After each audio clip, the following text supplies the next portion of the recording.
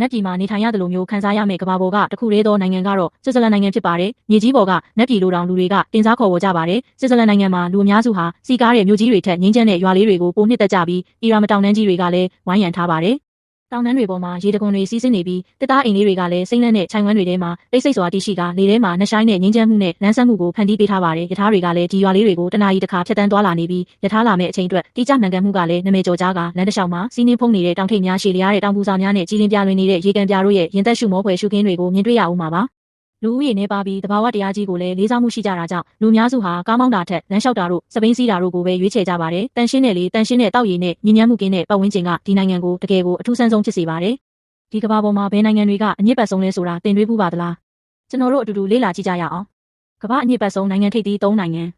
နံပါတ်3ပါကစ္စတန်မှာမြူကိုးငွေတွေအစိတ်သိမ့်လေထုနဲ့တောက်ရည်မတန်ရှင်းမှုတွေကနေ့စဉ်ဘဝကိုရုန်းကန်ရစေပါတယ်။နံပါတ်2ဘင်္ဂလားဒေ့ရှ်မှာပြင်းထန်တဲ့လေထုညစ်ညမ်းမှုနဲ့စွန့်ပစ်ပစ္စည်းစီမံခန့်ခွဲမှုအားနည်းချက်တွေကဒီနိုင်ငံကိုနှစ်စဉ်အညစ်ပတ်ဆုံးစာရင်းရဲ့ထိပ်ဆုံးမှာရှိနေစေပါတယ်။နံပါတ်1ချက်သမ္မတနိုင်ငံဒီနိုင်ငံရဲ့လေထုကတိတ်ကိုညစ်ညမ်းပါတယ်။နိုင်ငံတကာစံနှုန်းသတ်မှတ်ချက်တွေထက်15 ဆနီးပါးပိုဆိုးပါတယ်